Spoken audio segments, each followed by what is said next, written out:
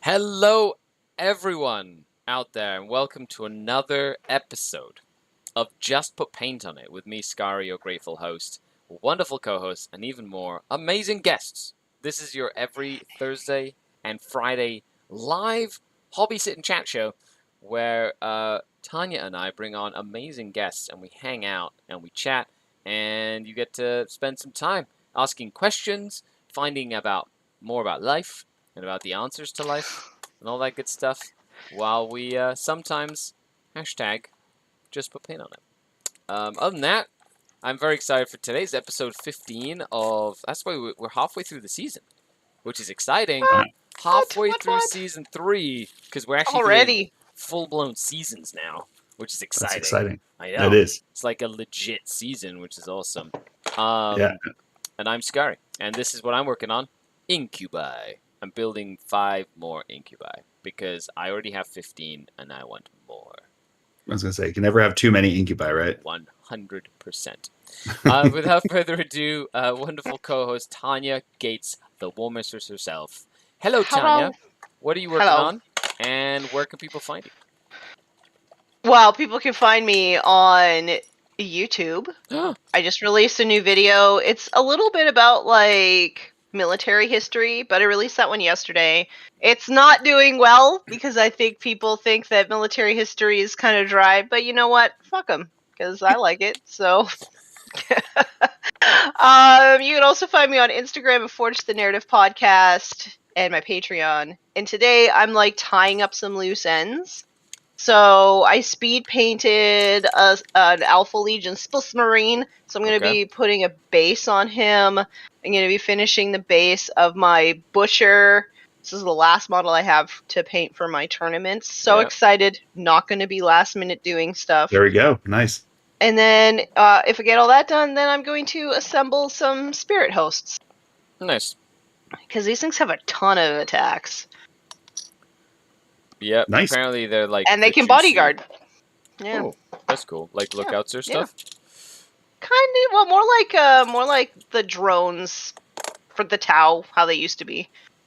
Oh, like take wounds away. Okay, that makes sense. That's kind of cool, actually. Yeah. Awesome. Hello, Xanthiades. Good morning. I understand that it's not just what they come to BNRD for, but it was a good show. Be nice, roll dice. Okay, I get it. Good show. Pezber says, morning, everybody.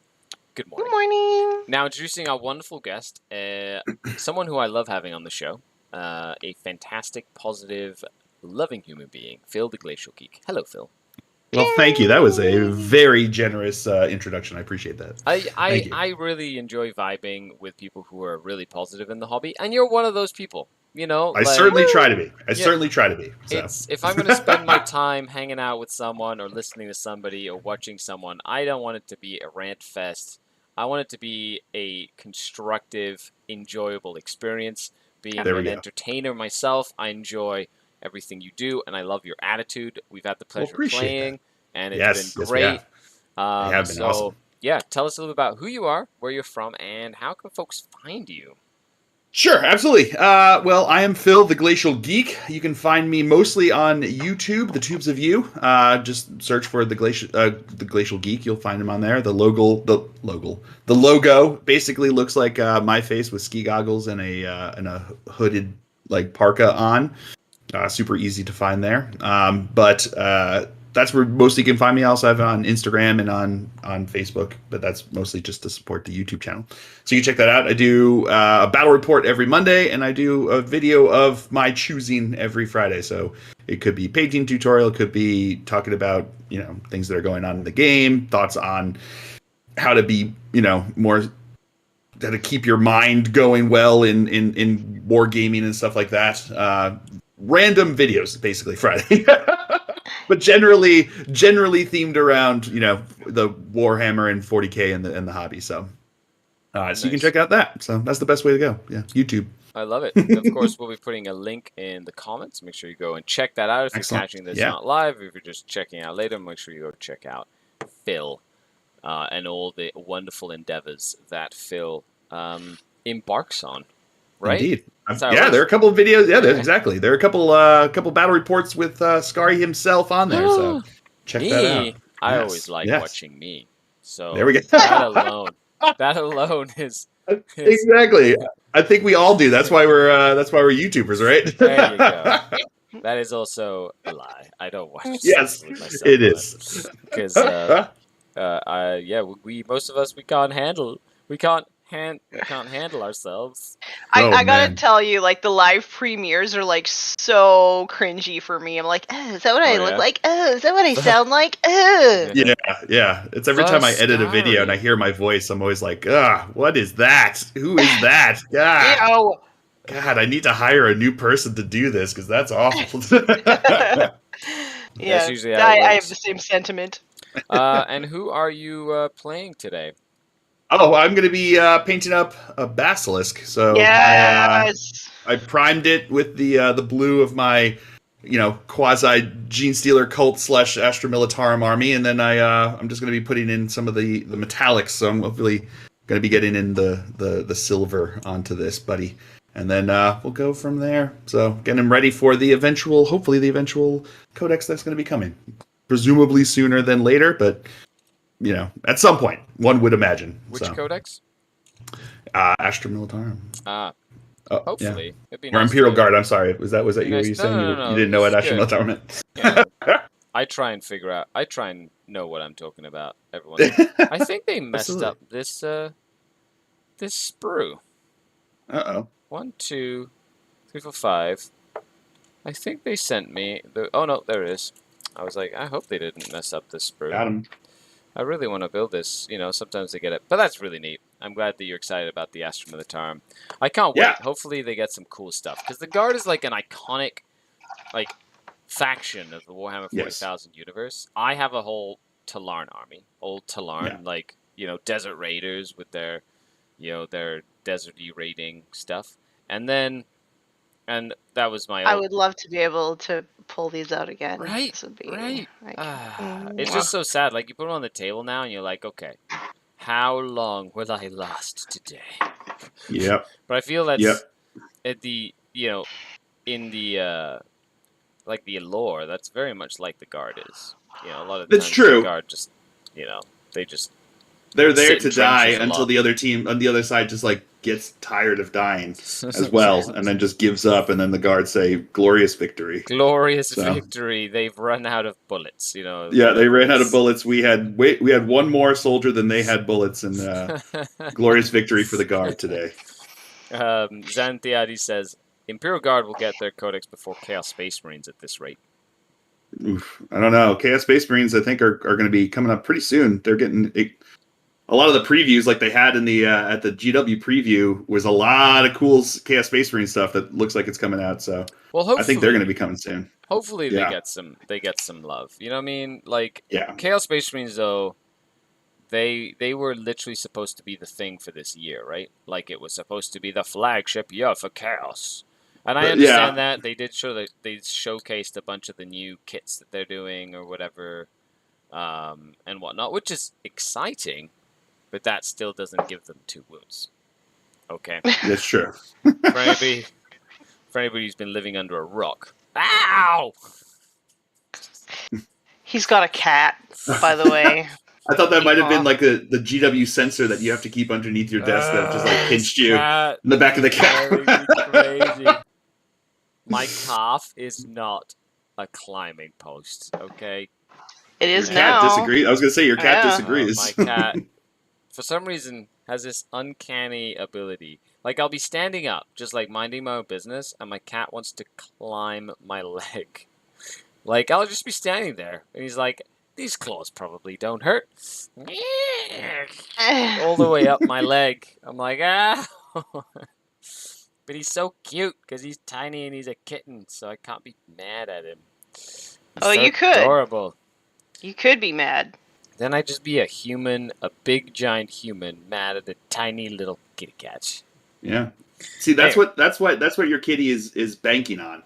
Is your inability to morally feel bad about him. Because he's so cute. Exactly. He's like, I'm just going to take advantage of it. Son of a gun. Yeah. It's like all those cartoons, where the kitty just gives the little kitty exactly. eyes. Yeah, like the Puss in Boots, like the wide eyes, and then when they turn around, they're like, ha! Got him. Then they That is shank you. true. Yeah, That is exactly. There was a. So, any of you watch Love, Death, and Robots on Netflix? Oh, I haven't. I saw the first season. Okay. Really, really So liked it. I haven't the seen the new third one. season came out. No Yeah. spoilers, but there's one that has to do with cats. But Nice. yeah. There's I do like that series. It's a quite well done series. Yeah. Oh I'm boy, a big oh fan of boy. animation, so that kind of stuff is Mhm. like being able to see that kind of stuff where it doesn't take the investment of like an entire series that'll air on a network television. I like to see what animators are able to do with that kind of freedom, which is kind of cool. What you see with the Love, Yeah, Death, it and is Robot really stuff. neat when you get to see like what they're capable of doing or what they want to do or whatever. Like Yeah. I find that really interesting. Yeah, ditto. So I have a GT coming up this weekend. Have Oh, you been to nice. any tournaments lately? I have not. I've oh no, I lied. I did. I went to a Tempest of War tournament the other week. Oh, how was that? Ton of fun. A ton of fun. I love Tempest of War. And Me too. it's a lot of fun to play. It's really interesting that you have to take like my list that I took to it was still Dark Angels, but it was very like extremely different from the list that I take to like a GT style tournament. So the ones that use the GT pack. Where my GT pack is oops all Terminators. Like this one had I think 5 Deathwing Knights just to bully the center. But I had to have a lot more versatility on what I needed to do because I needed to be able to, because of the way the cards come up, you need to be able to kill things on demand. You need to be able to get to objectives on demand. You need to be able to engage in combat on demand. And, oops, all Terminators, they just don't do that. They survive to the end of the game and get you a bunch of points. But that's not what you're looking for in a Tempest of War. So it's fun to be able to approach it differently like that and approach it in a way that you're still looking to be competitive because it's a tournament, but you're looking to be able to anticipate what you're going to kind of see in the cards. Yeah. And it was a ton of fun. Yeah. I actually won the tournament. So it was cool. Congratulations. It was fun. That's fantastic. Thank you. I do like Yeah. Tempest of War because of that, where it like forces you to think outside the box, have like a nice mixed list. I also like that you don't have to like min-max stuff. Like for example, when you're like, well, not min-max, but you don't have to like take 6 mandrakes because Yes. 5 mandrakes won't do what you need them to do. You can be like, Yeah. I can take 5 guys, and if I need to do an action, they just do the action. Like I don't have to worry about all the other stuff. Yeah. Yeah. Tempest of War is probably my favorite way to play. Ditto right now. Same. I really have enjoyed it. So at 40k, I actually have also really been enjoying AOS. I know Tanya, you've been doing a lot of AOS stuff as well. I have the New Daughters of Cain tome came out like this week or last week. nice. And Snack ladies.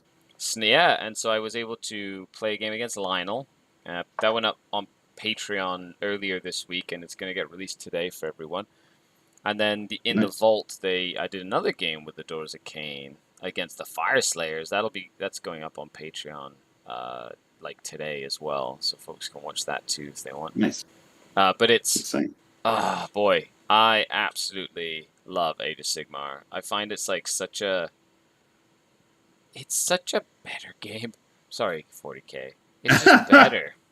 I find it's better. Like it's just better. I don't know. I just like it more. What do you think it is? Do you think it's the armies? Do you think it's the balance? Do you think it's just the style of play? What is it that you like better in AOS than 40k currently?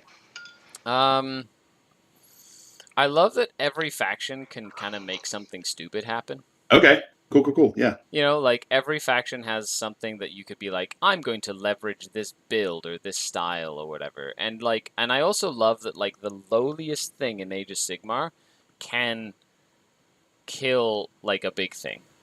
Mm-hmm. Ow, motherfucker! Ow, you little. I like the missions. Okay. Personally, I like that. Like, no matter what faction you're playing, even if it's considered, like, not competitive or whatever, like, you never feel like you've really shot yourself in the foot by playing what you love. Mm-hmm. But the missions are really interesting. They are not just, like, more of the same. Like, sometimes the objectives are not on the board for the first round, Sometimes The objectives are moving. Sometimes you're rolling for a priority objective each turn. Like, the missions are just, I think, more dynamic and compelling and interesting. Mm-hmm. I would Mhm. agree Well, with that's that cool. statement. I feel like that is very, very true of Age of Sigmar.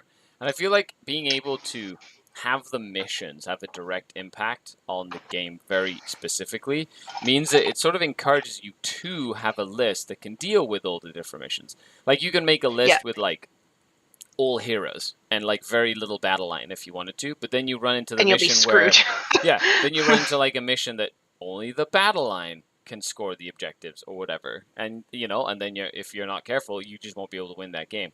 You go into a mission and you're like, I'm going to spend as few points as possible on heroes, and you take like one hero, and then you play a mission where you need your heroes to score your points, and you're like, oh well, if that hero dies or isn't good in comp, or then I can't do anything to score points or whatever. So Mhm. I Mhm. like that. I'm a huge fan of that style of, like, back and forth gaming and whatever as well. Very cool. Yeah, I've only ever played. I'd say casual. They've been on on mini wargaming games of AOS where it's not a tournament scene, it's not a tournament situation, and it's not you're not playing like multiple games in a day kind of thing with the same list. So how does a tournament in AOS feel compared to like a 40K tournament? Haven't been to one yet. Oh, okay. I'm going to my first one in a couple weeks. Oh, nice, fantastic. Yeah. I am Alright. aiming to go to one soon, so Okay. I hope to have more feedback when it comes to Cool. that. Yeah, Mhm. I'll just have to come back. I'll just have to come back on next season and ask you guys Yeah, again. 100%. Yeah, Yeah. that'd be great. Totally have you on. I will say that the turns seem to go a lot faster. Okay. And there's like reactionary things that you can do, so even in your opponent's turn, you're like still engaged in doing stuff. So maybe it just Mhm. feels like it goes Yeah. a lot faster. Okay. Yeah. Yeah. Like you remain engaged the entire time versus having to sit back and just wait for your opponent to make you make Yeah. saves. I think that's Yeah. one of the things I love the most is I'm not just waiting there. Like, I feel like in 40K I'm just like la la la la la la la. Like, I'm not really doing anything for like 20 minutes while my opponent moves their models and checks distances, and maybe if they do some psychic powers, and maybe if I've got like either a deny, or that's like the only time I get to interact, right? Or that sort of thing. And then you go to like the shooting phase, and a lot of the times it's I shoot, I wound, and then all you have to do is like, okay, roll saves, remove casualties, roll saves, remove like that's kind of all Yeah. you're doing at that point. Whereas Mhm. Yeah. in AOS, you're like constantly like on the lookout for, oh cool, like they're gonna move up to this location, they move up, and you're like, I'm gonna redeploy this unit and run away, or like take this objective away from you, haha, or like things like that. And I think that sort of thing is really, really cool from a gameplay perspective. Yeah. You know what I mean? Like, I just feel like I'm doing more Rem- things more often, which I really like. Yeah. I do like that too with Kill Team. I like the fact because they do it, where you alternate back and forth activating operatives. So that in and of itself feels like it keeps you engaged in it. It's not quite that it's not full engagement the whole time. You still have to just wait for your opponent to do their activation with their operative before you do it. But it's one unit versus like a whole side. So I hear that with the AOS. That's kind of cool. Like I think games that keep you engaged during the entire game process, or at least a larger percentage of the game process, really make it a lot more interesting and fun to stay part of, because I don't know about you guys, but my brain is oftentimes oatmeal, and it very quickly just wanders away from me. So if I have to sit back and wait for an entire orc movement phase, my brain starts to go elsewhere and hope that I can rein it back in by the time I have to do anything myself. Yeah. Yeah. My brain goes to like, I wonder if penguins have ankles. Exactly. Well, that's the And kind if so, do they roll them when they play basketball? Ooh, Yeah. I have really bad ankles. My first year of roller derby was a mess, let me tell geez. you. Oh, Yeah. geez. Basketball with my ankles used to they were like terrible. I have very thin ankles, and basketball was not kind to my ankles Oh, at geez. all. Yeah. So I will say that if you want to strengthen your ankles, get a pair of old school roller skates and then loosen the trucks so that they're like loosey goosey, and like it will strengthen your ankles like in no time. No time. Or destroy them. One or the other. You get the two options that'll. I mean, you have to destroy yourself in order to rebuild yourself better. You only grow when there's pain. Okay, I think Yeah. that's just like a standard. There's like Tear a it down standard to thing. build it back up again. That's right. That's right. No pain, no gain. Yeah, including ankles. No pain, That's no right. gain. It worked for me. It can't be wrong. We got this here and this here. Okay, I like You it. look very intense there. Me, yeah, buddy. because I decided to put the demi-claves on this guy, so like you know, but I want to do the demi-claves like not together, but like separated. So he's got like 2 blades, and so I was just wondering because the one arm seems really short, but I was like, I don't know if that's just like the arm itself or the fact that, you know, I don't know. So I just thought maybe it's the arm, maybe I just don't know what I'm doing. Maybe. Nick says, Skari, what's up, friends? Hey, Nick. Thanks for hanging out with us in chat today. Nameless says, good morning. Love the Kill Team Bat Rips Phil has been doing. Oh, thank you very much. I've been enjoying. I really like the new edition of Kill Team. I don't know if you guys have played much of it or any of it. Nope. But the new one is really. It's a lot of fun. It's a a very different game. I've been told because I haven't played, but I've been told it's very similar to Warcry. In a lot of the mechanics that they used, it's just I've been told it's like Warcry but refined a bit more. So it's been fun to play it. It's like a very, very different game where like the last Kill Team felt like it was just, you know, junior 40K. This one feels like a bespoke game in and of itself, which is fun. It's like an interesting new game. So it's like when I play it, I don't feel like I'm just playing like a diet version of 40K. I feel like I'm playing a whole different game with the same models that I have from 40K. So, you know, I like the models in 40K, and this just gives me another way to play with them, which is fun. Mm-hmm. Nice. Mm-hmm. That's always really fun. I like that. What I like about bolt action, says Pez, is there's no turns, just random activation. Yeah, that's cool. You put like the dice in the bag, and you basically pull the dice out of the bag, and then whatever dice you pull, you get to activate like a unit from that faction or whatever. That's a cool sort of like mechanic. Yeah, and I do like that. I just know my luck. I would have it where my opponent would just activate their entire army before I would go, even though that's not the way it's designed to be done. They would just like my dice would not be chosen until they were like, well, that's all my units, so I guess it's only your dice now. It's like, well, okay. Oof. Yeah, exactly. I feel like at that point, then you'd get to activate your whole army after they get to activate all That's theirs. true. That's true. If I have anything left. So, there's a couple people who I really enjoy in my local group who've started playing bolt action, and now I'm like, well, maybe I should start a small bolt action thing. But I've never done historicals before. I don't know anything about military history. I shouldn't say that. I know like the most minuscule amount of military history, but like I don't know. Talking to Red on the latest episode on my channel, I'm like, yeah, man, maybe historicals aren't that bad. Does that mean that I'm a grognard now? Maybe. You gotta start growing a neck beard, I think, if you really want to get into the grognard level. No, I've got one. I just pluck it out. Well, then you need to leave it there if you really want to get into the grognard level. Okay. No plucking allowed in the grognard. Oh man, they're like 2 inches long when I don't pluck them. I feel you would be very welcome amongst the grognars. Yes. What are you saying? I'm saying you and I get along really well. We do. We do. So that's just saying. I feel like you just get along, okay? No, yeah. That reminds me. I have to build a whole bunch of Romans. I have to paint a whole bunch of Romans. Although this move, like we're moving houses, has been a good reminder of how much stuff I have in my in my pile of potential.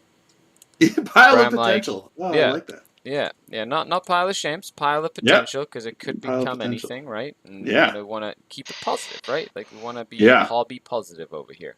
There we go. I like being that. hobby positive is important, and it's about like I'm going through all these boxes, right? And I'm like, how in the hell have I accumulated so much stuff in 3 years of like being in lockdown? You know what I mean? Like I'm like, I do not remember having half of this stuff at Yeah. all. Thanks, G-dubs. Well, okay, some of it's GW, but like yes, GW sends me free merch, but I usually just give it away. Like I just do giveaways. So I've gotten rid of a lot of stuff because I'm like I'm never gonna use this. So I do a promo or I like show it off and then I go, okay, who wants it? And then I just ship it to someone, you know. But even then, I mainly do terrain. Like terrain, I keep because terrain is something that I'll always use for the studio, right? Mhm. And if it's something for like my army specifically, I'll keep it or the books. And I'm looking for it. I'm like, I remember when I moved the studio around, I did a huge purge of like all the old books that I had that I was just never using. And I just like got rid of a lot of books. And now I'm looking at it again. I forgot like 3 shelves worth of books and magazines that are all GW stuff. I'm like, I have to do another purge. Another purge on the move, Because yeah. I don't want to move all these books. And my studio space is like going to be smaller. So I need to like downsize a lot of this stuff and like be picky of what I decide to bring or whatever. Yeah. Anyway. Yeah, I moved back in October, November, and it was the same thing where I was like, how do I have all of this? And I eventually I had like a bunch of like Black Library books and all these different things that I was just like I something's got to give. There's like too much stuff here, so I put all of like my Black Library books that I had read, and I brought them to donate to the local library. And it's like I was like, do you guys have like a cart I could borrow? They're like, I guess you could use this thing, and like just filled up like an entire cart with the books. And I brought it back in, and they were like, oh, okay, wow, okay, yeah, well, thank you. I don't know what these are, but that sounds good. You know what's crazy? You should have sent them to thrift books because there's a lot, especially Horus Heresy books and stuff. Like I can't find them. Yeah. Anywhere. I can't find them on Amazon. I can't find them. Thrift Books has them occasionally, and then when they have a title, I just snap it up. Yeah. Right? Because like I've been trying to work my way through the Horus Heresy in like the reading order because I don't like to jump around because spoilers. Yeah. And like I've stalled probably 4 times because I cannot find the next one in the series. Really? Yeah, I'm paying full frickin' price for used versions of Horus Heresy books because you just can't find them, and I don't know why. Like they're not on the Black Library website. Like I don't know what's going on. Yeah. Yeah. Yeah, I never got into the Horus Heresy just because of the intimidation level. I think it's like I don't know if I can read 50 books, and then all of a sudden it's like I have like 4,000 other GW Black Library books that I read, and it's like, well, I could have if I just chose them that way. It's what you pick to do with your time. Yeah, exactly. I think like the Horus Heresy books are not all created equal, but I enjoy most of them. Yeah, I've heard similar accounts of Horus Heresy stuff where they're like the ones that are good, real good, and then there are ones that are bad, they're very bad. It's funny because one of the authors that people really don't like is one of my favorite authors. So really? I don't know Okay. Yeah, so like take that with a grain of salt, right? Yeah. Like I love James Swallow because he has something to say, right? He's definitely got like themes that come up like throughout his work. It's like one theme that comes up all the time, and I really like how he handles it. Yeah. And a lot of people find it really boring because there's like a lot of monologue in them because there's a lot of character development, right? But some people really don't like that. Yeah. So, yeah. They want to get to the action bits. Yeah. They do. They do. Does his character development then then enhance like the later action scenes because you have like an understanding of these characters and stuff, or do they kind of do the authors handle different characters like throughout the series themselves? He has one particular character that I don't think anybody else has really written. But for me, it does make it better because I know what this character is fighting for, and I know like the internal struggle he has when he's like fighting, essentially. Yeah. So this particular character, was a Death Guard who had to like make his choice essentially between the Legion and the Emperor. Okay. Right. So and it That's kind of cool. like it kind of like explores his like pain and trauma as he's trying to like navigate this new world, and I find that really interesting. And apparently, other people don't find that interesting at all. See, to me, I mean, again, to me, like that sounds like the coolest part of this heresy is that like you're having to choose like, choose brother versus brother versus brother, choosing like what because they always like when they would before the heresy, like they're going into battle, it's like for the Emperor, for the Legion, and then it's like now I have to choose between the two. Like how do you what do you do with that? Like how do you make that decision? It's like tragic, right? I think that's one of the things that makes the heresy so appealing, personally. Yeah. It's like very human in that sense. Yeah. And very human for like inhuman creatures. You know what I mean? Like most of the other Space Marine stuff you see, they're like so detached from humanity, but this is like a time when they actually had, this humanity level kind of stuff that they were dealing with. It's like tragic because their humanity was like their biggest weakness in a way. But like you're looking at like when I started the hobby, the Horus Heresy was like a paragraph in like the rulebook. Yeah. It was literally like Horus turned on the Emperor, half the legions turned evil, and they fought each other, and then the Emperor died, and he's on a throne now. And anyway, 10,000 years later, here we are. This is 10,000 years, and we've been at the brink of extinction ever since. Yeah. And it's like, okay. So, and then once the Horus Heresy novel series started, I remember that was a big deal when it started, because it was like actually exploring one of the aspects of the hobby or the lore that had never really been explored ever. Yeah. And so there was like such a cool hype about it, and the fact that they've kept it up for so long, like a decade and a half or whatever, of like making books and developing characters, and now they've developed this like the second edition or whatever of the Horus Heresy, or is it third edition Horus Heresy, like the actual game where they're releasing all these plastics and like they're making it like its own game, and it's like and a lot of these and it seems like it's gonna be really fun and really entertaining and very immersive in like how to play and stuff. Anyway, so. Yeah, I'm definitely feeling the hype that GW has been building for Horus Heresy. So we'll have to see. We'll see what it ends up being. So I agree. Yeah. That's why I wanted to find an Alpha Legion scheme that I could paint real fast. Just in case I want to dive in. Yeah, I'm in the same kind of boat myself, trying to figure that out, and I'm like, okay, let's see what I can do here with like metallic primer and maybe some speed paints. Let me see what I got there. So what's your yeah, I was going to ask you, what's yours? Yeah, so I slap chopped this guy. So I black primed it, and then I did 2 highlights, a heavier one of Iron Warriors, and then I did like a really bright silver on top of that. And then I used Liquitex ink. It's called Turquoise Deep over top. And I tried contrast as well, but I just liked the application of the ink more. And then I just picked out some details, did some edge highlighting, and then it's done. Nice. That's fantastic. Yeah. That sounds exciting. If I were to do a Legion, I would definitely... I feel like I'd do Alpha Legion as well, to be honest. I thought that you would do Word Bearers. Yes, I would. But then I was thinking about it, and I was like, if I did Alpha Legion, I'd feel good doing both, like, loyal / not loyal if I wanted to / I potentially play them in like 40k and be like sneaky, like I don't know. I feel like it would be a good way to kind of do something that I enjoy playing.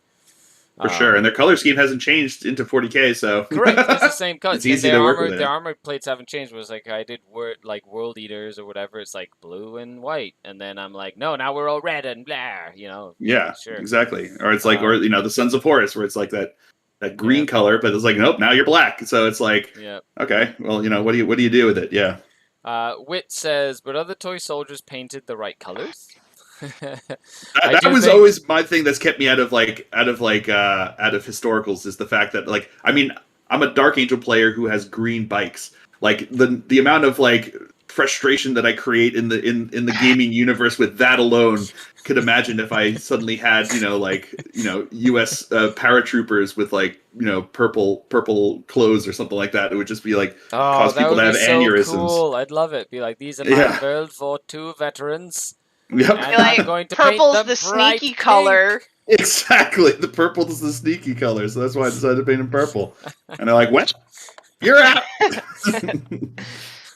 I feel like someone would come by and like pick up my rule books for my game and just be like, "You're not allowed. Sorry." This is It's the like, all right. long lost battalion of the Purple Berets. Exactly. Exactly. They're a secret ops. They were so secret that even today we still haven't heard of them. Exactly. That was always one of the things that kept me out of historicals like that. Was just like, oh, I can barely keep myself together in a future world. I can't imagine what I would do if there's actual people that I'm quasi representing that they're gonna throw them off there. Pink Panther Company was not popular with the Flames of War crowd. The big green one. Makes sense. Hello, Dr. Rhino. How's it going? Thanks for coming to hang out. That's so honestly funny. that freedom to hobby the way you want is another reason why I think AOS is really cool, because nobody will ever tell you that you painted it wrong. Yeah, because there's not really any like set way to paint your stuff. Yeah. They don't have like they don't have different colors for like different I don't know, chapters, whatever. Well, the AOS AOS version of chapters are. The Sigmarite guys, they do have like certain guidelines of like, yeah. But in AOS it's like it doesn't matter. Like nobody cares. Like you just paint it however you want and then go, these are this, and nobody bats an eyelid because that's just the culture that's built around Age of Sigmar. Yeah. Yeah. Were the Sigmarites the same? Like the first, are they like the first ones that kind of had that kind of like a? Well, they're like canonically set color schemes. I don't know. I don't know enough of the lore to answer that question. That's fair. To be brutally honest, that's fair. I don't know. I have no clue. I think it's hilarious that I like decided to paint my Nighthaunt red. And then in the new codex, like 2 weeks later, there's a red procession. I'm like, oh, awesome! And it's got rules that support the way that I want to play. So perfect. Interesting. Sneaky, spooky ghosts. Some things are just meant to be, I guess. And like they're so metal. They're like summoned from giant lakes of blood, or wherever there's like a giant massacre where there's blood everywhere. That's where they come out of the ground. Like that's metal. That is pretty metal. Gross. I was gonna say that sounds like the basis for like an opera, like a rock opera by like a death metal band from like Finland or something like that. I'm Lakes into it. of Blood, Wee. Summon Through Lakes of Blood, a new single by Metal as Fuck. Speaking of blood, though, so I have to go get my nails done later today, but I was painting with blood for the blood god, and I got it underneath my nail. Should I, like, warn her beforehand, or should I just be like, ow! Oh my god! You should totally do the ow, oh my god thing, as long as you film it, though. Yeah, and as long as you don't... do make sure that that's the last nail she does, though, because she's probably not going to be in a great mood after having been pranked like that. So I tried so hard last night to like get this off, and it's just not coming off. I think there's something different in the medium that it just won't wash off. It's like how's on that there. spelled? Metal as fuck. Yeah, like. Yep, exactly with the umlaut. Yep. Yeah, that's right. That'd be the name of our band. That'd be an awesome band. There we go. That'd be a great band name. We could totally pull that off. Yeah. Say, I paint my Dark Angels green. That's the second single. I paint my...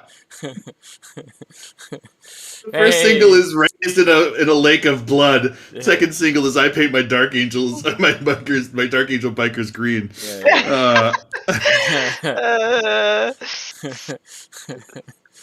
That would be great. Wow. Hey, Green Blood Crusade, what is going on? How are ya?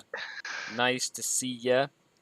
Hopefully things are going good where you know, on your side of the world, wherever you are, in your little area. Thanks for coming to hang out, everybody. It's really nice to see everybody in chat.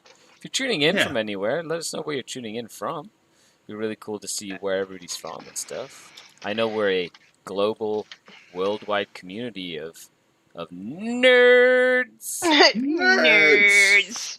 So welcome to the nerd heaven. It's funny. I was at Dustin's last night. We did a live stream, which, by the way, if you haven't watched yet, go watch it. It was really fun. On the Stutter Scrub channel on YouTube and or Twitch, wherever you want to go. Nice. And we were talking about the fact that we all have to book tickets to go to the WTC because we're, you know, going to the World Team Championship, and how we should just let the pilot know, or the Team Canada is going to be on that flight, and then we should probably not let them know it's for nerd games. Yeah, just, the captain from Team Canada is on this flight, and then for a while he's like, I don't know, I can't hear. I'm sorry.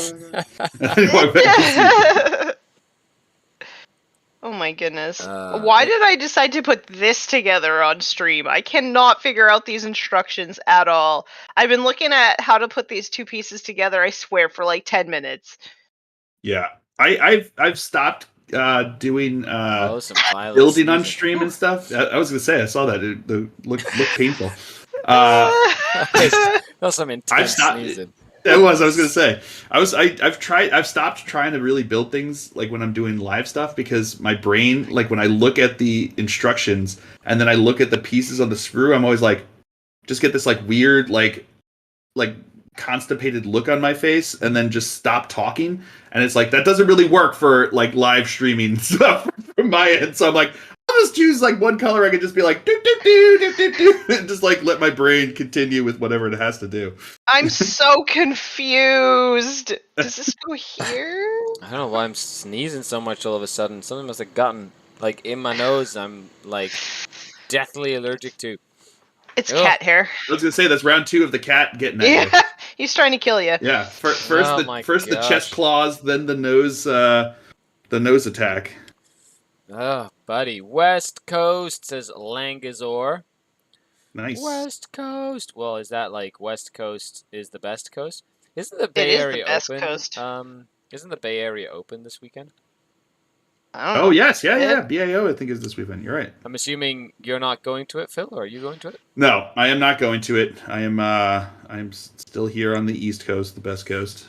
Yeah, I'm not going to that either. Oh, man, I need to go to BAO. I need to go to BAO. I need to go to all the tournaments. I just want to hit every tournament all the time, every weekend. Yeah, that's ditto. literally what I want to do. That's what I want to do. There we go. Every single weekend. I want to go on tournament. That's what I want to do. I want to go to tournaments. I want to film it. I want to go hang out. I want to show people how to play the game. I want to like play games and entertain people and teach things. That's what I want to do. There we go. Okay. Make that a Patreon tier that you hit. Like if you hit a certain Patreon tier, you're just gonna be like, I will go to a tournament every weekend. I almost do that already, to the detriment of my wife. That's right. Yeah, I guess family might disagree with you with my my recommendation for your Patreon tier there. That's fair. Right now, my Patreon tier is I want to get myself like I want to upgrade some of my camera equipment and gear. Okay. So that's the next thing. However, in 10 years or 7 years, in about 7 years, I'm gonna do this world trip thing. So that's gonna be my goal. It's gonna be to go out on the road and literally travel all around the planet. That's going. I like it. So yeah.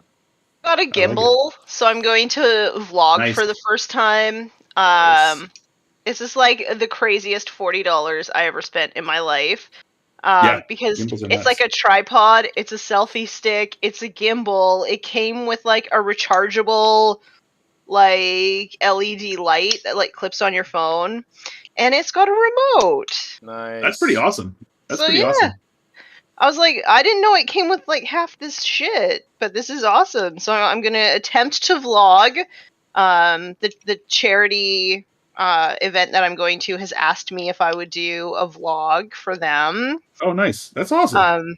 Yeah, so I'm gonna attempt to do it. I have no idea how it will turn out, but Yeah. I'm gonna try. There we go. Which event is that? I'm sorry. It's a charity event in Vancouver called Toss Your Cabers. Cool.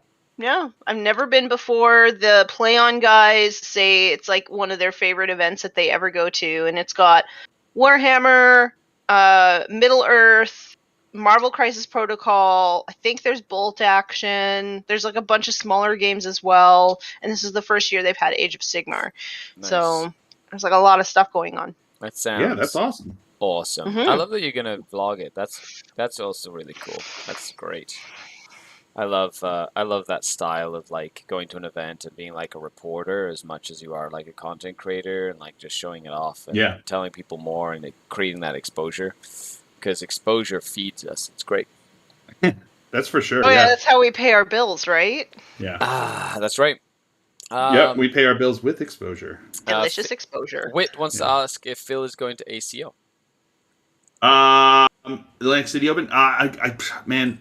So there was like a period year where like all the tickets and stuff were really going out for all of these that I didn't know what was happening a lot in life. You know, Yep. the big L life. So I was trying to figure out what was going on with that, and I missed a lot of the tickets. So this year, I think I'm a bit light on my my tournament circuit stuff. So I've got to see. But tickets do go on sale in June something for LVO, and I'm going to be at that again because I really love going to LVO because it gives me an opportunity.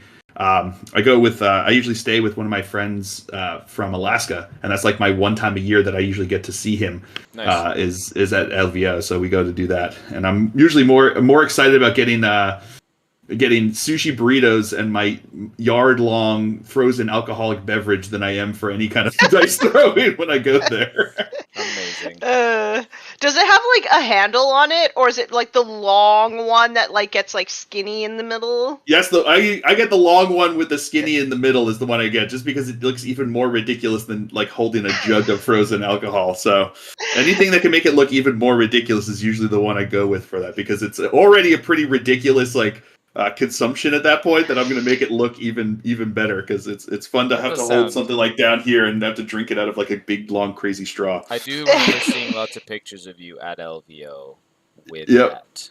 Yeah, exactly. It's like, That's what I like it's to like do. your mascot at LVO. Exactly. Actually, I usually bring it back with me, and I've got like a collection of 4 of them in my office, because it's like that's what I use as my souvenir from the LVO. Amazing. I been to LVO one time. I'm looking forward to going this year. I think it's time that I go nice. to Yeah. LVO again. And now that Dark Eldar are not at the top of the meta, it's time for me to prove that I can do it with There we go. non-top of the meta Drukhari again. To show people who's really boss. Yeah. Who's really of the dark kind. That's right. I like it. Were you like really sad when they were so good and everybody was playing them? It's horrible.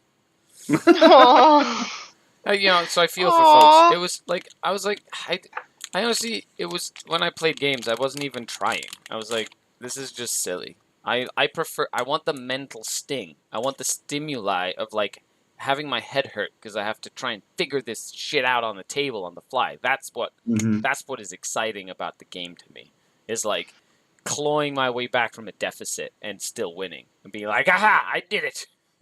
Yeah. That I enjoy. But just like literally pushing Talos forward while pushing crayons up my nose was not fun. I was literally like, it wasn't fun for anyone. It was, I'm gonna win. Let's see how fast I can win in. Like, that was literally how it felt, is what it was. Yeah. When it was at the height of, like, the stupid. Now that custodies are, not super busted. Maybe I should try them again. Yeah, Going they're back to them. definitely and now you can actually like you require a little bit of forethought. My voice decided that sneezing really killed my voice here. I just was like noticing that people were coming to the table defeated, and I was like, oh, that's not cool. I don't Yeah. want to play this anymore. Even Yeah. though like I purposefully made the list to be like Highlander, and like I was playing Solar Watch, which is like not good. And yeah, and people were still like coming to the table defeated, and I was like, oh, this sucks. I don't want to do this. Yeah, my right now I'm kind of the same thing with my my Deathwing Terminators, especially with Armor of Contempt, where you've got these big chunky boys that can't be wounded on anything better than a 4, have 2-up armor save with a -1 to your AP, and an apothecary sitting behind them, like giving them a feel no pain, and then bringing a guy back after you manage to kill one of them, and it's like it's I mean, I've owned these models and had them painted like since like 6th edition, and all of a sudden I'm like, oh, they're cool again. And then you put it on the table and people are like, they don't get the same like defeated when they approach the table because they're just like if they're not the big boogeyman in the scene right now. But then they like once the game's going, they're like, I can't kill it. And I'm like, I know that's their thing. They just don't die. And it's the same thing where it's like that's why I don't have a lot of it on my channel, because it's like if I'm not doing it in a tournament, it's like it doesn't feel worth it to run it. Correct. Yeah. Just bring your 300 conscripts, says Lang Zor. Ugh. We'll see what happens when it comes out. That might end up being like the new meta. Who knows? Well, it's okay. I won't play them then. The conscripts, yeah. Yeah. They develop carpal tunnel from rolling all of the dice. Mm-hmm. Yep. Yeah, especially when you're rolling tons and tons of dice, where most of it's just not going to do anything anyway. Paul, hey Paul, what's going on? Happy Thursday to you as well. It says feel bad. Well, guard players feel bad. Yeah. So I'm working on my bats list, waiting for the time when the guard won't feel bad. I'm looking at my shelf full of tanks, going like, I hope 300 conscripts isn't the only way to go. Yeah. Yeah. I'm definitely drawn to the tanks more than the conscripts as well. Mm-hmm. So I'm with you on there. I'm hoping the same thing. I love my infantry, but I do love like the idea of like chimeras dropping off like infantry, being like the little mechanized infantry dudes, like little squad of dudes hopping out of a chimera, shooting their last guns at stuff, being like pew pew pew for the emperor before they get eaten by like a hive tyrant or something. Very very cinematic moment. Yeah, for sure. I definitely hear that. I definitely hear that. Yeah, it's like and then they're like It's the same thing. Get World War II strategy pushy sticks.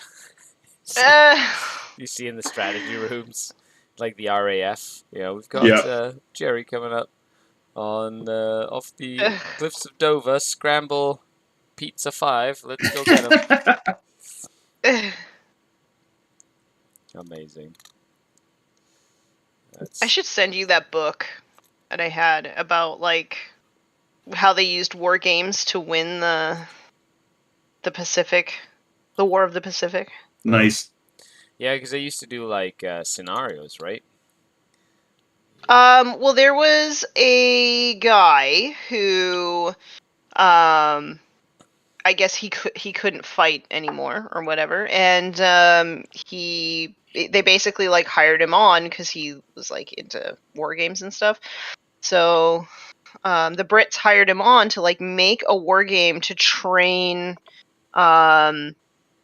like naval officers how to deal with U-boats. Mm-hmm. And so he hired just like a bunch of, they were called Wrens. They were like the women's, I don't know, Air Force, whatever, or naval, whatever. And so he hired a bunch of these women to basically help him develop a game that simulated U-boat warfare.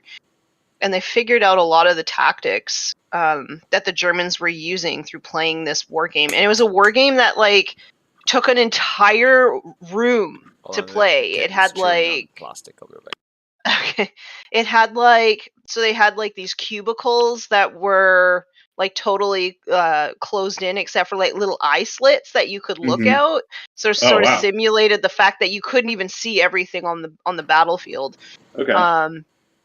And then just try to simulate like ocean warfare and stuff. And yeah, it took an entire room essentially to like set up these scenarios, and then like the Wrens would like move the pieces according to what the officers wanted. And some like most of the time the Wrens played the U-boat captains, and yeah, apparently some of the naval officers didn't like how good these women were at this game, and they didn't like that these women were like teaching them how to win naval battles and stuff. Yeah. But then yeah, so it's a really interesting book. That's really cool. Yeah. It does sound like a really interesting book. So it's really interesting. It's how cat stop. It's a non-fiction book, but it's written in a narrative style, so it's pretty cool. Not as you, well like, says cool. it was called Operation Raspberry. It was the ladies' navy from Liverpool. That was one of them. They created a number of. It wasn't an operation. It was a maneuver, the Raspberry, and they created a number of maneuvers that were used to combat defeat them. the U-boats. That's yeah. Awesome. Nice. Well, Yeah. that's really fancy. I love how that works. It's exciting. You're more than welcome to have that book when I mail out your Yay! your duder if you want it. Empress champion. Yeah, I'll read it. Yeah. I'll read it if you send it. Okay. Yeah. British Navy commanders were so pissed. They were so pissed. Yeah. Leave it to British Navy commanders to be totally not uptight at all.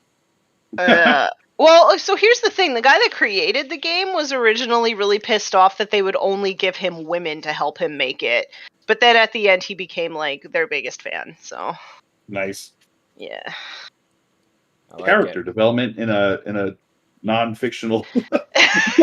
like, in a non-fiction piece of work. That's cool. Yeah. And he learned that women are people too. Yeah. Oh, man. It was a crazy time back then. Backwards crazy times. Mm-hmm. What are you doing, Cat? Oh man, I can't wait for I these cats guess to get- women have always sort of been scoffed at in wargaming. Yeah. It's like, and from then on, submarine warfare was never the same. Well, I mean, yeah. Yep. British Navy, Gazgul Thraka, wow, keep killing that great plastic, lads. Wow. That's right.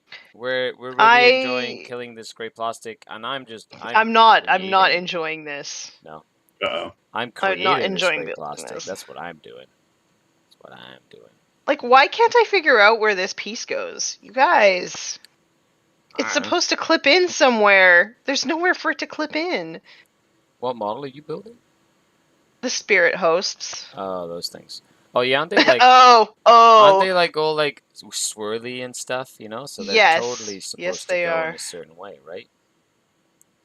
Isn't that how You would that think works? so? Yeah. You would think so. Yeah. These instructions stink. I just remember building the Incarn without instructions, and that was a lot of swirly things. Oh, jeez. Yes. Yeah. That was me dry fitting every piece like 50 times, and then only to find out the instructions were printed on the box, not on a piece of paper, but on the box. And then I found the instructions, and I was like, It's like cooking macaroni and cheese in the microwave where you throw out the box because you're like, I don't need this, and then you're like digging through the garbage. Yeah, you're like, dang it! I don't know how to cook it. I need the instructions. I need an adult. Because the box was like one of those boxes where you like pop the box out. It's like an insert or whatever. So it was in that like secondary box that's not the cover box. It's like the underbox, and it was like on the outside, printed on the outside of the underbox. Who the heck checks that? Geez. Okay, Seriously. who the heck checks that for instructions? You guys, I really don't know how this goes. Oh no. What have I done?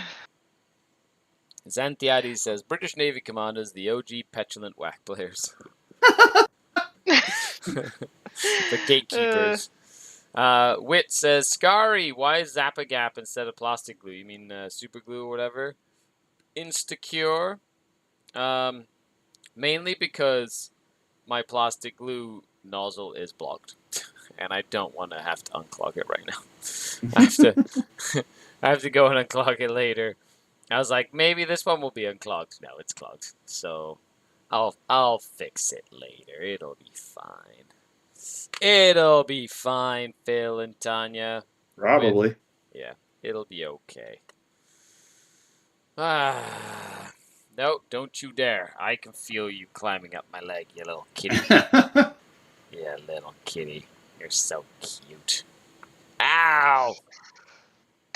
I thought you said he's cute. He is adorable, but he's also cute when he just sits there and doesn't claw my leg. He disagrees.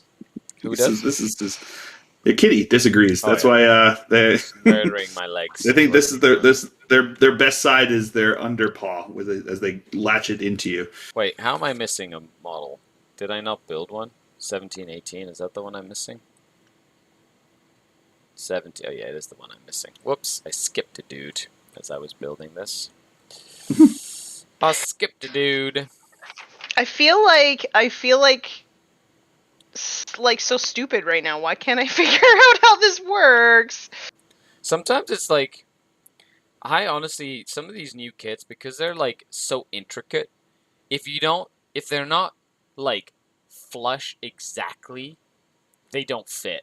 And it's annoying. Like even, especially these arms, like these incubi arms, there's 3 pieces to the arm, but there's one little tiny piece that goes from like shoulder to wrist. And if you don't put that shoulder to wrist at exactly the right angle, the other thing holding the weapon onto the hand will not connect with the wrist, and it just messes up the whole process. And you have to do it like 50 times. It's annoying. Right, but like I'm not frustrated at all. I literally cannot figure out where this connects. Like I see where the connection is. I don't know where it fits. There is I think there's a Reddit thread of like how the fuck does this go together? Yeah, is that what it's like, called? I'm pretty sure there's a Reddit thread, not like how the F does it go together, but like, you know, with like Citadel instructions, and it kind of goes through each like instruction manual that's done or whatever for all the different pieces for like model kits, and most of the stuff is on there, like even for GW stuff and whatever as well. So sometimes they have like cool like tips and tricks. Be like, don't. Piece number 7 is actually piece number 14. So keep that in mind when building your kit. You know? This is awful, you guys. What are you trying to connect? Like, it's just like, so I got one piece because it was like quite clear that like there's a seam there that it fits. And like each piece has, like, it's just these flimsy little, like, ethereal pieces. And, like, you can see that they've got connectors on them, but, like, it's not exactly clear where they're supposed to connect to. Gotcha. Right? Okay, next topic for the evening. Where do you get frustrated the most when building kits? Things don't fit, or poses of the models, or layouts, or finding things on the sprue? That's probably finding things in the sprue. Yeah, mine is definitely finding things in the sprue. With the modern kits, where I have to like search for each number, where it's like they can't stay together, but then sometimes they do stay together. Yeah, that's definitely the one that's frustrating the most to me. So this sprue has numbers 1, 2, 3, 4, 5, 6, 31, and 28. Sounds like a smart way of organizing a sprue games workshop. Really does. Right?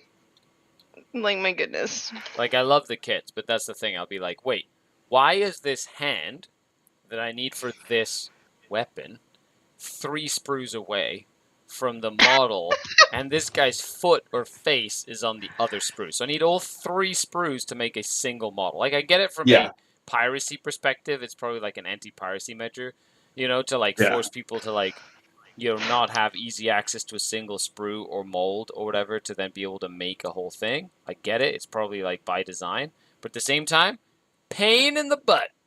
Yeah. Exactly. I think part of it is also they're trying to fit it all in with like these crazy poses and the different bits that they've like, sliced together on the sprue to make it come out. But at that point, what you do is you number the pieces on each of the sprue in a numerical order, and then you just have it where it's like the first model requires like leg 1, leg 36, like chest, torso 14, and 57 for like the shoulder pad. Because then at least you, like, if you're going to have it on 3 different sprues, at least then you could be like, okay, well, this is looking for chest piece 57, so I can go to the 3rd sprue and then find it quicker, versus having to be like, oh, it's chest piece 3, but it's like 3 sprues later from where like leg number 1 was. So that's my thing, is like where you're numbering, it's like I get that you like in the instruction booklet you wanted to say 1, 2, 3, 4, but that's not how it is on the sprue, and you should, I think, number the sprue and then do the instruction booklet that way. I would agree. I think Games Workshop should hire us. Okay. Yes. They should hire us to just, we could be common sense consultants. Yes. Exactly. We could definitely just be common sense consultants. Who should we consult? The common sense people. Exactly. And I get it. When you're neck deep in designing a model, like that's probably the last thing you think of. But like as people who are putting together a ton of them, yeah, we would be the ones that would know the frustrating aspects of it. Yeah. 100%. Oh, I can't wait. There's a couple of really cool projects that I have that I'm looking forward to, and one of them is Mini Wargaming gave me a whole Space Hulk set. Oh, nice. Yeah, so like the board game. Yeah, like the board, like the reprint, not the old one, but like but still, I guess relatively old now because it came out like 10 years ago or whatever. But like, they gave me that whole set, and it's like the whole kit and everything. I'm really looking forward to painting all of those Terminators and those Genestealers. Like, I'm so actually like, it's sitting there, and as I was packing, because I'm packing out the house, it's sitting there, and I'm like, I cannot wait to paint this set and play it. Or do like a run through or whatever. I cannot wait. It's gonna be so fun. Yeah, I've never actually played Space Hulk. I have played. There's actually an old school video game that was a Space Hulk. Not like the new one. Not the new one that you can like find on Steam. There was an old one, like an MS-DOS, like Commodore 64 or like Windows 95 or something, like DOS game for like Space Hulk that I played, and it was really fun. Like, chunky and clunky, and like, the sound effects were really like rad or whatever. Ah, man, I have to remember where I can find that game, because that game was very, very entertaining. Was it like a top-down kind of just like basically like a port of the it's just like a MS-DOS window, and it's like a little map or whatever, and you basically play the missions from the like the Space Hulk mission set or whatever. Can't stop playing around with things that do not concern you. Oh, everything concerns cats. No. I'm being attacked by a little kitty. Hey, little kitty. As long as you don't climb up on my back or whatever. Gazgul Thraka says, was that the one on the Philips 3DO? I don't know. I honestly don't know. All I remember is I played it, and it was hilarious, and I really enjoyed it. It was back in the day when, before TTS, there was this other, like a DOS program that we used to use to play Warhammer on the computer. I don't remember what it was called. Ah, buddy. As soon as I remember, I'll remember. But like, it was. Yes, that is true. As soon as you remember, then you will remember. It wasn't Tabletop Simulator. It was like this other program. If anybody in chat reminds me what it was called, it was really cool. And I remember spending way too much time on that game. But it was all like it was all 2D. It wasn't like a 3D game like like TTS. It was just 2D. All the graphs or not the ow. What are you doing? He's so Aww. cute, but he's like trying to kill me. What are you doing? Oh my gosh, he's so adorable, yet terrifying at the same time. Oh my gosh. Wait, I can't just F it and super glue it because like it goes a certain way. Final Liberation? No, it wasn't Final Liberation. That was more of an apocalypse game. I did play that actually, Final Liberation, back in the day. A friend of mine had it on his old computer, and he was a big 40K fan. But we like got together at his house to play Vampire the Masquerade back in the. Oh, I used to play that so much back in the day. Yeah. Ah, That was like one of my first like forays into, we literally did like a weekend sleepover when I was like in middle school / early high school.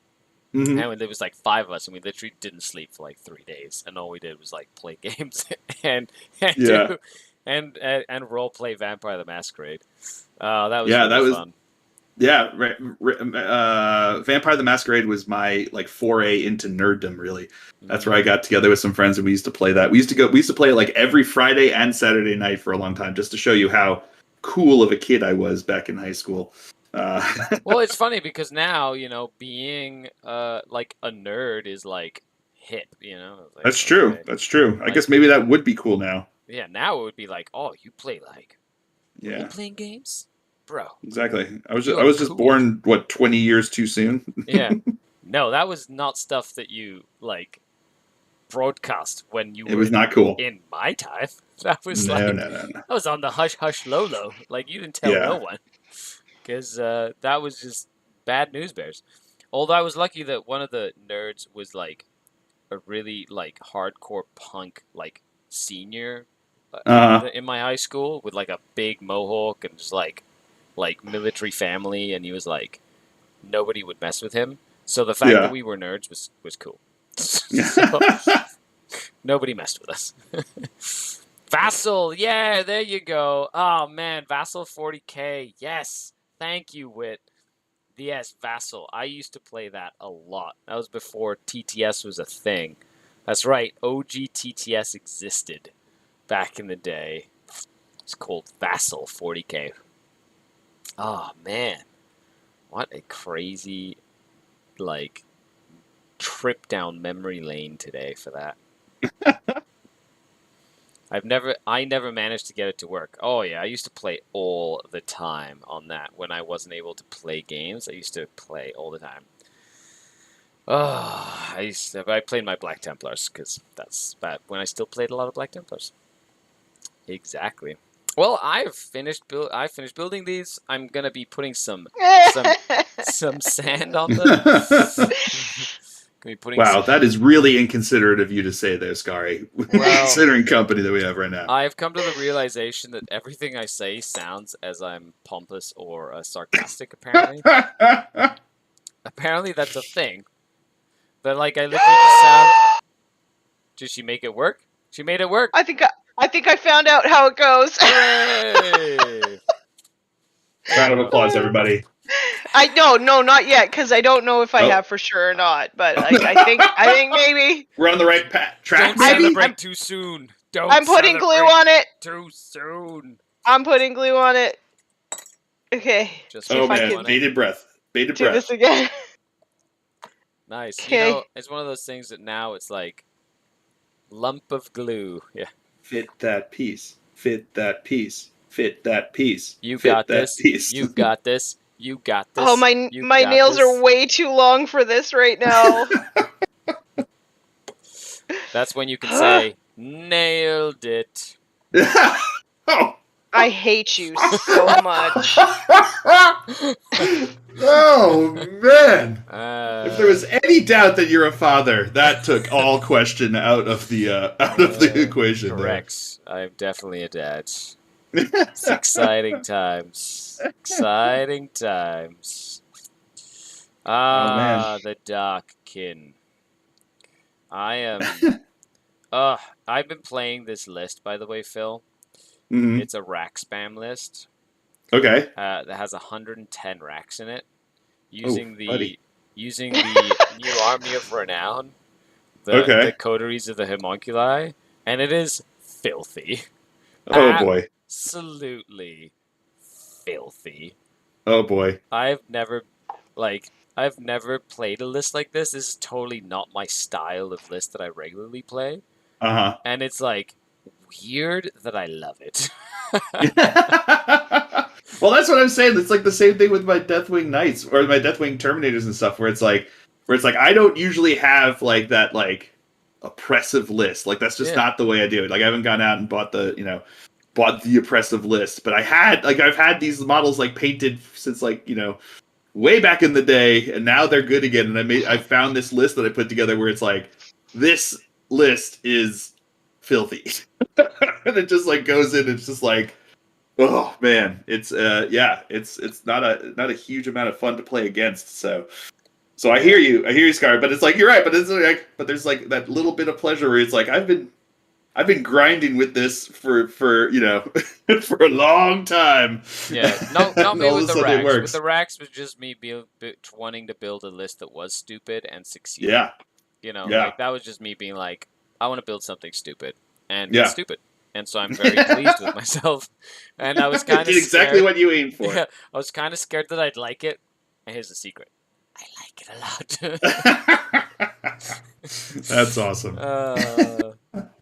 But I do warn people before I play them. I'm like, okay, I've got a variety of lists you can play against. I've got this list, the rack spam list, that list, or whatever. And they're like, ooh, let's play the rack spam list. I'm like, are you sure? This Yeah. is not a fun list to play against. Yeah, It's like pulling teeth and yeah, getting all the air sucked out of your body by a like a python. Are you yeah. sure? That's always fun when you have that where you're just like, what do you want? They're like, bring your hardest list. I'm like, I have this list. They're like, oh yeah, that'll be a good test. I'm like, okay. Okey-dokey. Look at it again. Like, understand what this does. Ugh. I know. Let's just Oh, talk no. about this again because it'll be 3 hours of you like gritting Not your killing the teeth single thing. Yeah, and exactly. like being like, how do I deal with this? Yeah, So it's exactly. up to you. Just know that you're submitting yourself to This is what you're asking for. Yeah. Just make sure you know what you're asking for. Tanya, Jason. that exacerbated breath did not sound. No, because positive. like the connection points are so small that when I tried to put the other piece on, the piece that was glued came off, and it's like, ugh. Is it one of Yeah, those where you that's- have to like glue it, wait for it to dry so it doesn't move, Like, then glue the next I thing? might have to wait a day for this Oh, to dry no. before I can put the next piece on. Well, But at least I figured out where the next piece goes, so That is you true. know. Victory. Yeah. That's another thing where you could say to common sense, be like, I don't want to have to wait a day to glue this piece on. Well, after I glue this piece on, Games Workshop, make it easier for me. Yeah. Kari doesn't like watching his opponents suffer? No, I he loves love it. watching my opponents suffer. Hence the Drukari. That's right. I live off pain and suffering. That's how that works. Especially other people's. I'll put my 120 warrior list against your racks. 120 what warriors? Tyranid warriors? That seems like a lot of. That seems like a lot. Well, they're what, 20 points each? No, so you couldn't do 120. You could do 100, right? Unless it's Kablite Wars, in which case I'd take that trade any day. My racks will murder that. So dead. Hence the kittens. Yeah. Makes me feel pain. Power through pain. I'm really excited. We get to start my Crusade campaign at Mini Wargaming next. Oh, nice. Yeah, so I wrote like a little. I'm organizing a little Crusade campaign, and I've got 4 or 5 people that are going to be playing in it, and I'm really pumped about it. It'll be my second production at Mini Wargaming, like a narrative production. Nice. I'm so excited. That's super exciting. Yeah, I'm really, really Who excited. are the players in it? Or is that a secret? No, not a secret. Matthew wants to play. He's going to be playing as Tyranids.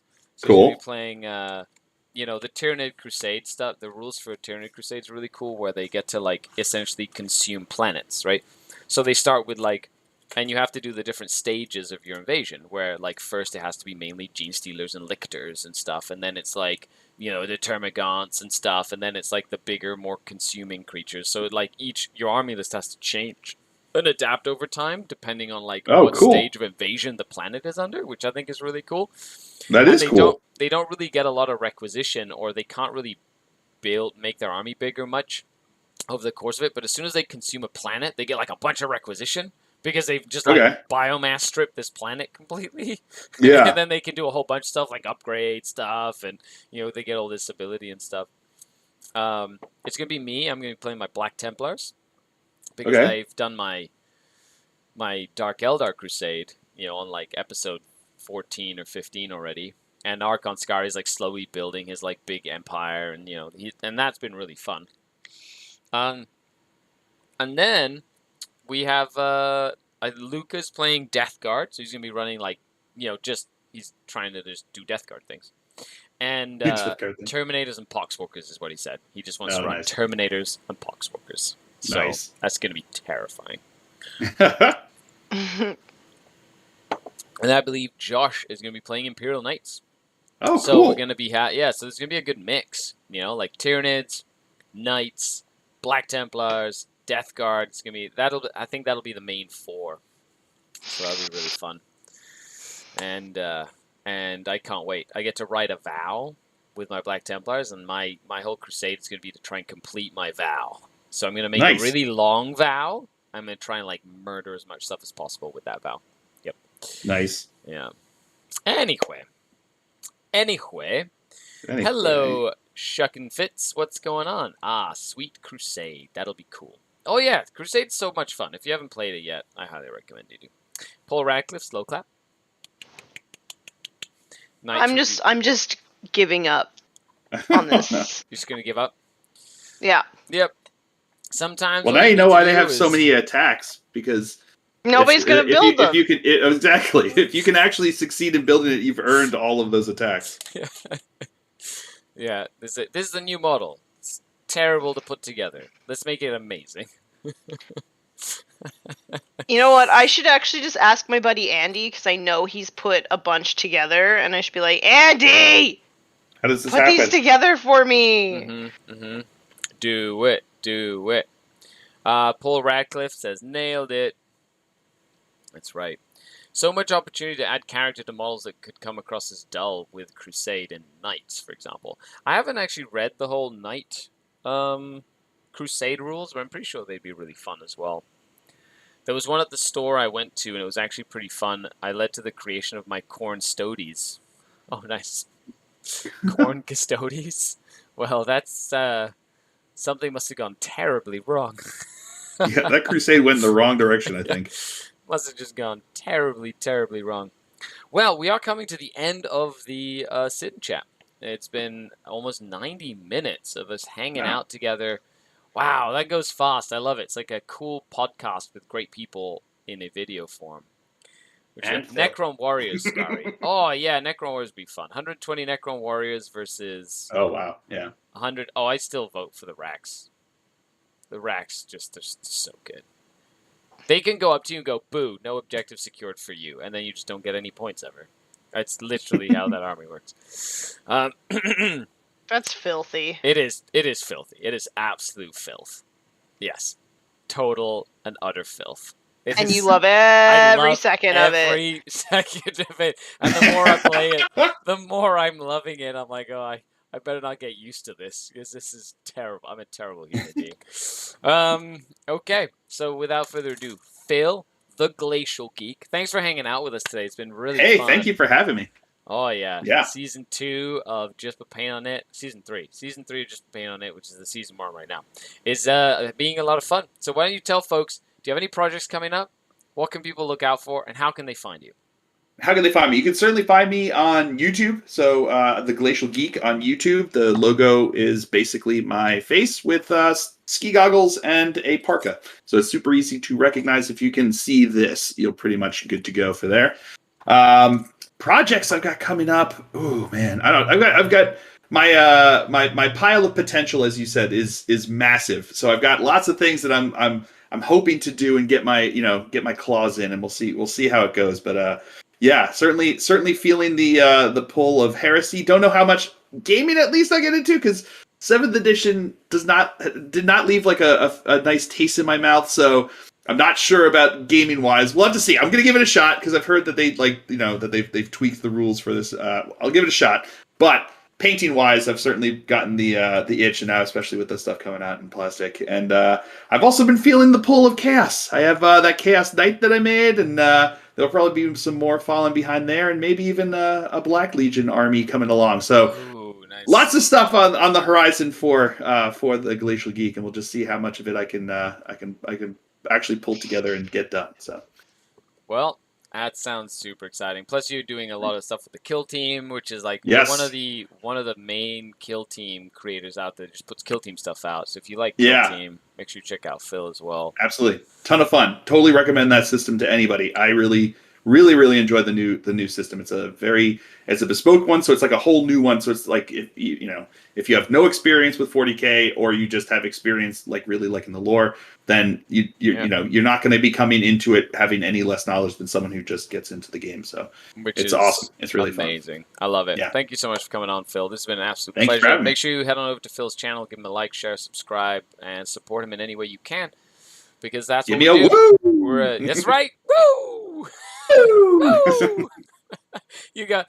I love that every time you like do something cool, you'd be like, "Insert woo here." Yeah, exactly. That's amazing. Yeah. Just woo. Yeah. Filming. Yeah. Well, thanks a lot for coming out. House Geek, says Langley Zor. Yep, the House Geek. That's right. Yeah, both an Imperial and a Chaos Knight household, depending upon how I'm feeling. That sounds fantastic. With green Ravenwing bikes. Cheers. Exactly. Tanya Gates, please tell us more about what you do and where they can find you. Well, I make new videos every Wednesday, whether that be a talk show or a little snippet to help you learn how to play the game better. And yeah, I do daily updates to Instagram. I live stream Hobby on Mondays. You can find me on YouTube, Instagram, Forge Narrative Podcast, and Patreon. Awesome. Thank you, Tanya. You're awesome. Make sure you head on over. Oh, you're awesome. You're awesome. You're awesome. Yes, and thank you, Skari. Why don't you tell everyone where you can find you? Well, you can find me here since you're over here. Thanks for coming to hang out. Now, real talk for a moment. For anybody who's watching, there is right now a downward trend in subscriptions and in people supporting like the Vault Mini Wargaming and supporting like Deployment Zone TV, all these big channels. We've been cooped up for 3 years almost, and the support for the community has been fantastic. Right now, over the last couple of months, we have all noticed community-wise a downward trend to that, which is fine. Everyone wants to go out, play games. Don't forget to support the content creators that you love. If you want to keep on seeing us do content, we do need support. The best way to do that is to go like, share, subscribe. You don't have to spend money to support. Signal boost, go over that. If you do want to support on something like Patreon, that's usually the best way to support creators. Especially like myself, that is literally my income. So if you want to support me, help me do stuff, travel to events, make videos, that's the way that you can do it. In like the most honest sense of the imagination. So other than that, like I don't like tooting my own horn or anything like that, but that is the reality of it. I just want to say thank you to everybody who hung out with us today, who just chatted. Thank you, chat. You're all amazing. Thank you, Phil, for coming on. This has been great. I freaking love having you on. You're a really fun person to hang out with. And Tanya, awesome. Well, thank you. Keep on being as real as you are and as amazing a person as you are, because I wouldn't have it any other way. Yeah, and best of luck getting that mouth. I will continue to sass you whenever possible. The dad jokes will keep on coming. Oh, I know they will. Hello, Antonio from Deep Game Spain. How's it going? Thanks for coming to hang out. We're just about to head out. Make sure you check out the playlist for all of the other guests we've had for Season 3 of Just Put Paint on It, which is awesome. Other than that, I've been Skari, your grateful host. This has been Phil. This has been Tanya. And we'll be on the next video. And don't forget to hashtag Píntalo. Just Put Paint on It. Just put paint on it. Bye, Sorry. everybody. You're all amazing. Bye-bye.